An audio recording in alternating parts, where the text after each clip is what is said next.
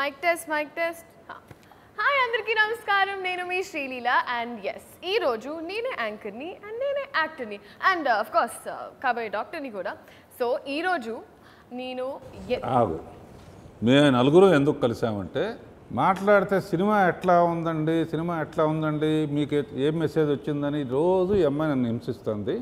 నన్ను భయ్యా call mid night భయ్యా కాల్ చేసి నన్ను హింసిస్తున్నారు. అసలు సినిమా టాక్ ఏంటి కలెక్షన్ ఏంటి తెలుసుకోవడానికి నాకున్న టెన్షన్ నేను హీరోగా రోషన్గా చేయగలుగుతాను సార్కి చేయలేనని భయం. ప్రేక్షకులు ఎలా ఫీల్ అవుతున్నారో ప్రేక్షకులు మాకు పంపించే మెసేజ్లు ఎలా ఉన్నాయో చెప్పడం కోసమే ఈ ప్రోగ్రాం. మన సినిమా సూపర్ సక్సెస్ అయిన తర్వాత చాలా రోజులుగా ఫోన్ ఖాళీగా ఉంది. ఇప్పుడు రింగ్ అయ్యి సార్ మన సినిమా రాస్తారా శ్రీధర్ సినిమా రాస్తా అని అడుగుతుంటే నాలో టెన్షన్ పెరుగుతుంది.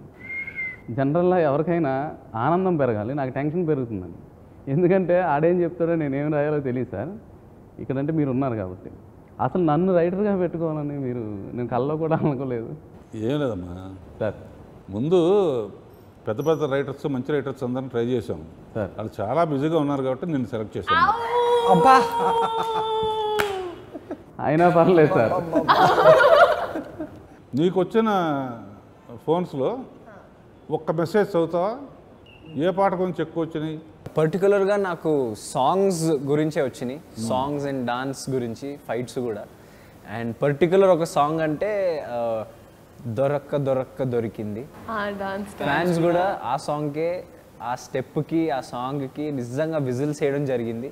అండ్ నాకు ఇన్స్టాగ్రామ్లో ఫ్యాన్స్ మెసేజెస్ చేస్తారు కదా, అవి కూడా చదువుతుంటే నిజంగా చాలా సంతోషంగా ఉంది. అండ్ ఆ సాంగ్ గురించి ఎక్కువ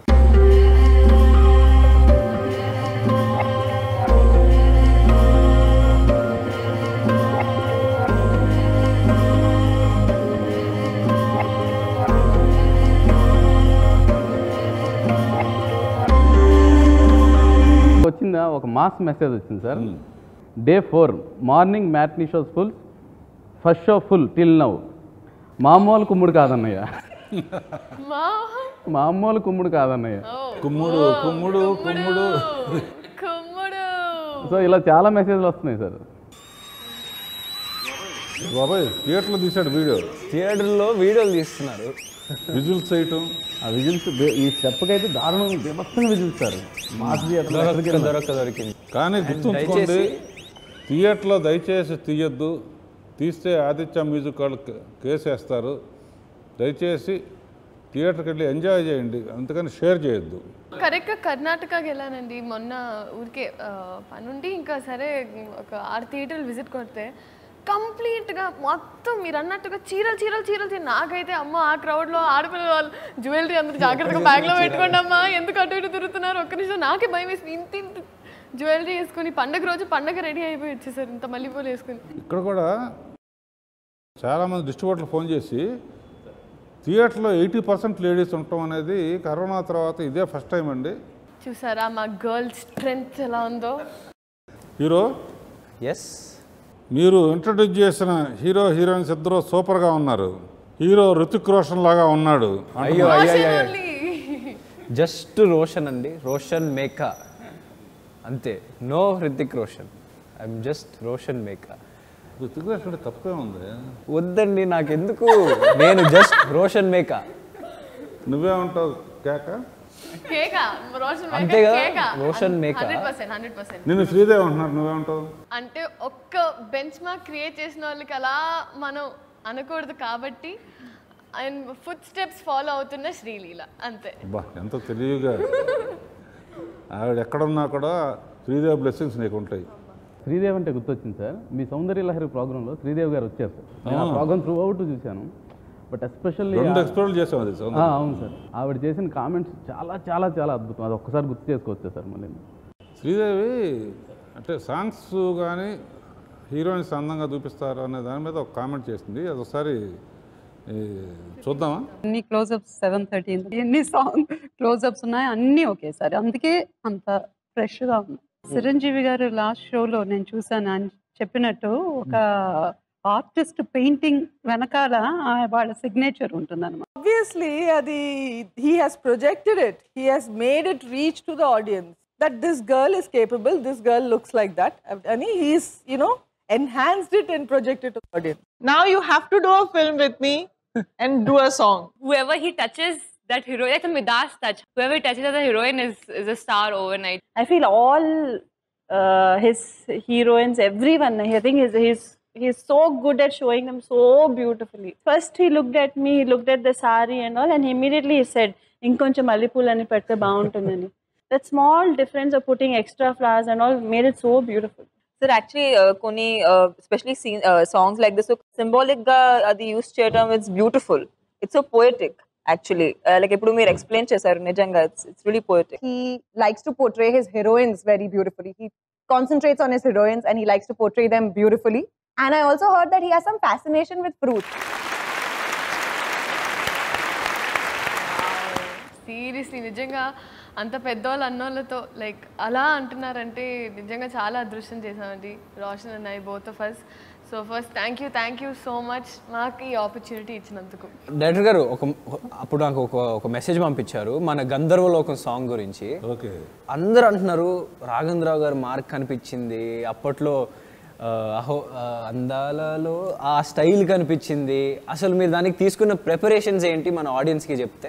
ఇప్పుడు ఒకటే చెప్తాను, అంటే ప్రతి సినిమాకి పాటలు ఛాలెంజ్గా తీసుకుంటాను. ఇప్పుడు లేదు కానీ ఇప్పుడు సెల్ ఫోను, అప్పుడు టేప్ రికార్డర్ ఉండేది.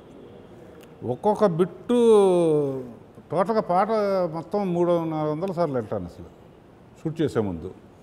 ఇందులో మనం చేయాల్సింది ఏంటి, కోరియోగ్రాఫర్ చేయాల్సింది ఏంటని ఆ వింటంలో ఫ్లూట్ బిట్ ఉందనుకో, ఆ ఫ్లూట్కి ఏదో చేయాలని ముందుకి వెనక్కి ముందుకు వెళ్ళటం, ఆ పాట వినగా ఏ కాస్ట్యూమ్ వేస్తే బాగుంటుందని, ఒక చోట రెక్కల్లాగా పెడితే బాగుంటుందని, అలా గంధర్వలోకానికి కూడా ఫ్యాంటసీ వరల్డ్ క్రియేట్ చేయాలి. శ్రీదేవి పైనుంచి దిగి వచ్చింది, అప్పుడు ఈ అమ్మాయి ఉయ్యాలలోంచి దిగి రావాలని, అంటే శ్రీదేవి కంపారిజన్ కదా, ఐడియా స్ట్రైక్ అయిందనమాట. సౌందర్యలహరి అని అందులో తీశాను పాత సినిమాలో, అది డిఫరెంట్ ఇది డిఫరెంట్ అనమాట. సో ఇప్పుడు గంధర్వలోకం గురించి అలా మాట్లాడతానంటే ఆడియన్స్కి ఎంత పర్యవేక్షణ చేసినా కూడా నా సాంగ్స్లో హ్యాండ్ ఉంటుంది తెలుసు కదా. సో ఫస్ట్ సాంగ్లోనే ఆడియన్స్ని మెంటల్గా ఈ రాఘవేంద్రరావు మ్యాజిక్ అని అర్థం వారిని ఇలా తీసాం కాబట్టి వాళ్ళు పర్టికులర్గా ఆ పాట గురించి ఎన్ని వ్యూసో ఎన్ని మిలియన్ వ్యూసో చెప్పలేము అనమాట. అందుకని లాస్ట్లో వదిలేము ఆ పాటని. నేను కూర్చుని నాకు అర్థమయ్యేది కాదు, అదేంటి నా మొహమే కనబడట్లేదు కదా, డిఫరెంట్గా పెయింటింగ్స్ అయినా ఏంటది పీకాక్ లాగా కన్నుకైనా ఫస్ట్లో అసలు నాకేం అర్థం కాలేదు, ఏం జరుగుతుంది, ఎలా కనబడతాను, బాగుంటానా ఏంటని. కానీ కట్ చేస్తే సాంగ్ని ఫేసే లేదుగా. ఫేస్ లేకపోతేనే ఎంత బాగుందంటే ఫేస్ చూస్తే ఎంత బాగుంటుందో. బిస్కెట్ అంతే కదా సార్, అంతే సార్. ఒక హీరోని నార్మల్ లాంచ్ చేస్తారు కదా సార్, లాంచ్ చేసేటప్పుడే మీ సినిమాతో లాంచ్ అవ్వగానే ఇతను పెద్ద హీరో అయిపోతాడు అనేది ఖచ్చితంగా వచ్చేస్తుంది సార్. అంటే అది ఒట్టి అందంతో కాదు, వాళ్ళకి ఎన్ని రకాలు చెయ్యొచ్చు. మహేష్ బాబుని చేసినప్పుడు అందులో కౌబాయ్ గెటప్లో గుర్రం మీద రావటం సార్, తర్వాత మావయ్యతో సోడ్ ఫైట్ చేయటం, మార్క్ ఆఫ్ జారో దీనికి తర్వాత శ్రీహరితో కర్ర ఫైట్ చేయటం, అవును ఇట్లా అన్నీ చేయగలడు. తర్వాత రొమాన్స్ చేయగలడు, డైలాగులు చెప్పగలడు. అలా ఫస్ట్ పిక్చర్లో ఇతను అన్నీ చేయగలడు అనిపించడం నా ఫార్ములా అది. సో ఇందులో కూడా మామూలు ఫైట్ చేశాడు, కర్ర ఫైట్ చేశాడు, మళ్ళీ గుర్రం హీరోయిన్ని కళ్ళు సపరేట్గా పెదాలు సపరేట్గా ముక్కలుగా చూపించి ఆఖరికి ఈ అమ్మాయే. నాకు గుర్తుందండి, అందరూ ఫస్ట్ నీకు ఎలాంటి అమ్మాయి కావాలని ఐ థింక్ ఫస్ట్ స్టార్టింగ్ సినిమాలు చూసిన వెంటనే అడుగుతారు కదండి, నీకు ఎలాంటి అమ్మాయి కావాలంటే అందరు ఎక్స్పెక్ట్ చేసి నా మొహం సడన్గా చంద్రముఖి మొహం వచ్చి ఇలా అనేటప్పటికి అందరు నవ్వులు. ఆ డైలాగ్ చాలా బాగుంది సార్. ఎవడో అటువంటి కోరుకోరు కదా. అవును సార్, నీకు చిలుపుతనం కావాలి, కొంచెం కొంచెం కొంటితనం కావాలి, కొంచెం చిలుపుతనం కావాలి, కొంచెం పిచ్చరంతా అనగానే అతను ఆలోచిస్తే రారా థియేటర్ అంతా గోల సార్. అంటే లీలా అన్నట్టు హీరోయిన్ వస్తుంది అనుకున్నారు అందరూ.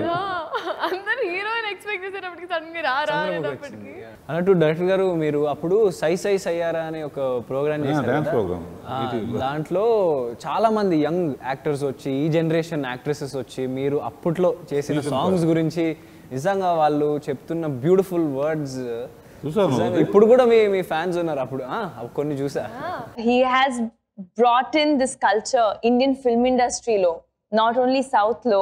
Fruits use chestaru, alla throat chestaru idi, but I feel as an outsider that adi kuda oka art. North Indians ఎక్కువ ఫ్రెండ్స్ ఉండేవాళ్ళు, వాళ్ళు ఇష్టపడి చూసేవారు అనమాట.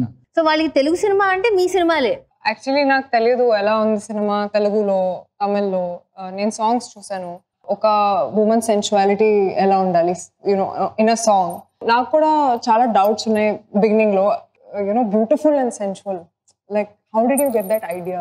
ఆయన గురించి చాలా మంది ఆయన సాంగ్స్ గురించి మాట్లాడతారు. ఆయన ఎలా ఆయన హీరోయిన్స్ ని ఎలా మంచిగా అందంగా చూపిస్తారని ఆయన గురించి మాట్లాడుకుంటే టాక్ అబౌట్ హిస్ సాంగ్స్. రాశి కన్నా వచ్చినప్పుడు నేను తీసిన సాంగ్ని ఇదంటే ఆ రాశి, మకర రాశి, మీన రాశి, గిన్న రాశి అనే పాటకి ఆ అమ్మాయికి మ్యాచ్ చేశాను. అది చూసి వాళ్ళందరూ చాలా థ్రిల్లర్ అన్నమాట.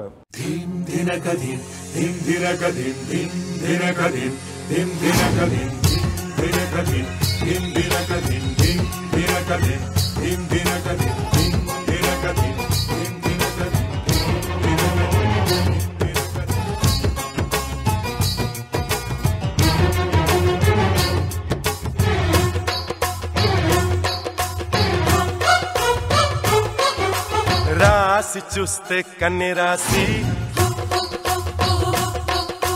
కళ్ళు చూస్తే మిన రాసి.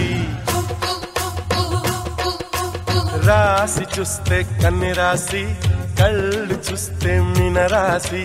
కొంగు చూస్తే కుంభరాశి, ఒళ్ళు చూస్తే ధను రాశి. నిన్నేలుకోన మూడు ముళ్ళేసి. ఇందులో ఎప్పుడు సాంగ్స్ సెలక్షన్ అప్పుడే ఆడియన్స్కి ఏ స్టేజ్లో ఎటువంటి సాంగ్ పెట్టాలనేది నా గ్రాఫ్ ఒకటి ఉంటుంది జనరల్గా.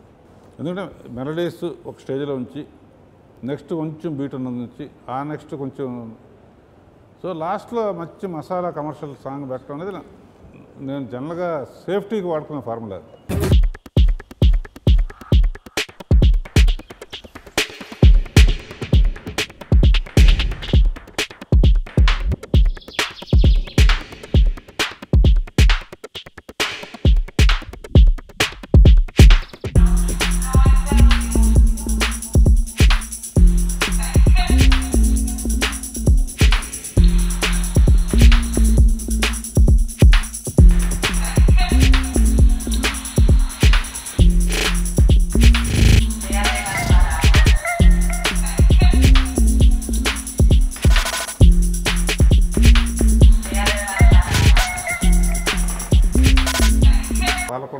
పాలకొండ నెత్తి నెట్టి పంజగుట్ట పోతూ ఉంటే బోరబండు పోరగాడు రాయి పెట్టి కొట్టినాడు, రాయి పెట్టి కొట్టినాడు, రాయి పెట్టి కొట్టినాడు. కుండ పాల గుట్ట గుట్ట గుటకలేసి తాగినాడు.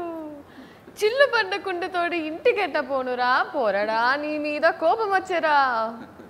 నీ బుంగ మూతి చూడనీకి రాయితోటి కొట్టిన, కంటి ఎరుపు చూడనీకి కుండ పగల కొట్టిన, అలక నీది చూడనీకి అల్లరెంతో చేసిన. బుజ్జులు బుజ్జులు బుజ్జులు. నువ్వు మన థియేటర్స్కి నిద్ర వెళ్ళారు కదా, థియేటర్స్లో మిమ్మల్ని ఏమని పిలిచారు? బుజ్జులు.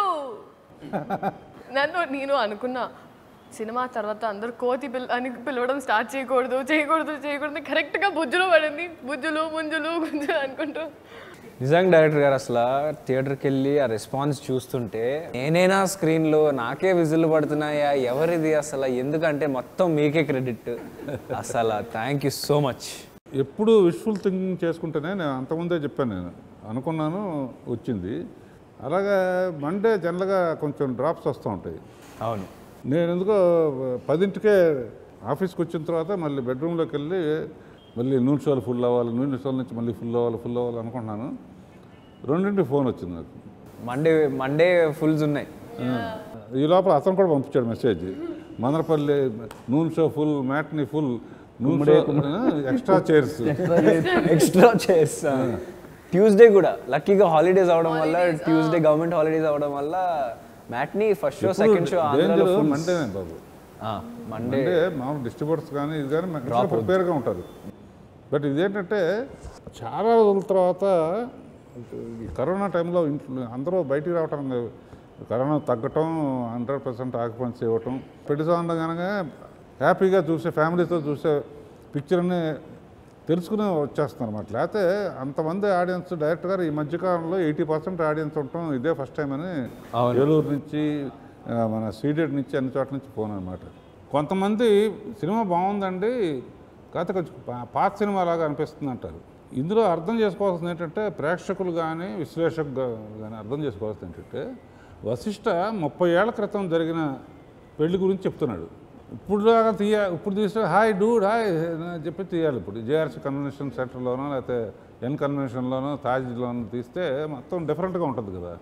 30 ఏళ్ల క్రితం పెళ్లి సందడిలో స్వరమంతా సుబ్బయ్య బాబాయ్ ఇవన్నీ స్టోరీ ఇప్పుడు అసలు మర్చిపోతున్నాం. అసలు స్టోరీ చెప్పించుకోవటాలు ఇవన్నీ పాత పెళ్లిలో జరిగి సాంప్రదాయం ప్రకారం జరిగేది. వాడితో సుబ్బయ్య బాబాకి సార్ అసిస్టెంట్ ఉంటాడు, పెళ్ళిళ్ళలో వచ్చినప్పుడే చూసుకోవాలంటే మళ్ళీ రావాలి. నేను చిన్నప్పుడు అంటే మీరు అప్పుడు పుట్టుంటారు అనుకో, ఊరినే టేబుల్ భోజనాలు ఆకులు పెట్టేవాళ్ళు నేల మీద టేబుల్ మీద కూడా. వాళ్ళేమో ఒక్కోటి చూసుకుంటూ వెళ్తూ ఉంటారు. చాలు కావాలంటే మళ్ళీ అడుగుతాలే అంటారు. ఆడు వెళ్ళాడంటే ఆ చివరికి ఇంకొక గిన్నె తీసుకుని మళ్ళీ ఆ పక్క రోడ్డుకి వెళ్ళిపోతాడు. ఇందాక సొరకాయ పచ్చడి తీసుకురారంటే ఎక్కడే లేడాడు, వెళ్ళిపోయాడు. ఆడు నెక్స్ట్ ఐటెంకి వెళ్ళిపోయాడు. అందరూ పెళ్ళిళ్ళలో ఎప్పుడు వచ్చినప్పుడే కావాలంటే తర్వాత వదిలేయచ్చు. వచ్చింది అందుకే ఒక డైలాగ్ కూడా ఉంది కదండి, వచ్చినప్పుడే వదిలేయకూడదు, వచ్చినప్పుడే తీసుకోవాలి, మళ్ళీ రాదు. మళ్ళీ వస్తుందో రాదు. మెల్లిగా పిలిచరా, గ్లాస్ నోట్ అవుతుంది. పెళ్లిలో వచ్చింది వదులుకోకూడదండి. ఎందుకంటే తర్వాత వస్తుందరా తెలియదుగా.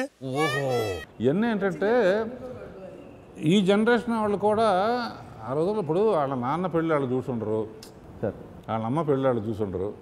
30 ఏళ్ల క్రితం పెళ్ళిళ్ళు అంటే ఇలా ఉండేవి అనే యాంగిల్లో చూసి అంటే మనం కొంచెం కాళ్ళ దగ్గరేసుకొని చెప్పచ్చు ఏంటంటే రియలిస్టిక్గా తీసామని.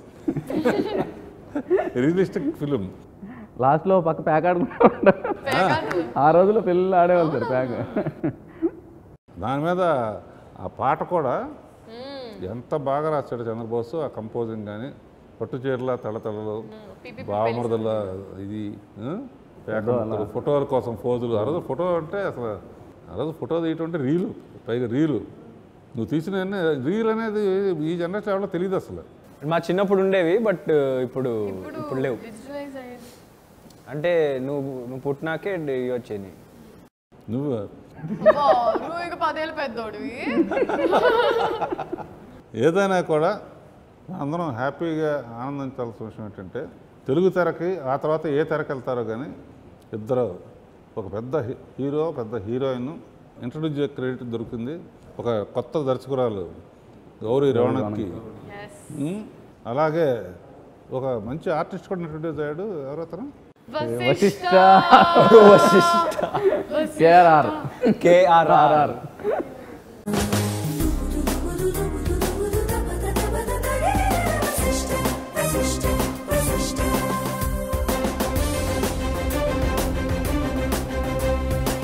టీజర్ రిలీజ్ అయినప్పుడు బాస్కెట్ బాల్ ఇస్తాం కదా, ఇస్తే డైరెక్ట్గా చాలా దూరం నుంచి ఇచ్చినా కూడా పడుతుంది. అదందరూ గ్రాఫిక్స్ అనుకున్నారు, కానీ దాని రియల్ స్టోరీ మీరు చెప్పాలి. అంటే ఇతనే ట్రైనింగ్ ఇచ్చాడు నాకు. 12 టేకులు వచ్చినాయి. ఫ్లూక్లో పడింది, బుట్టలో పడింది, ఫ్లూక్లో పడింది. కానీ 100% ఆక్యుపెన్సీలో 100% ఆడియన్స్తో 100% సూపర్ హిట్ అనే కొటేషను. సూపర్ హిట్ అనేది అందమైన కలెక్షన్స్ బుట్టలో పడింది.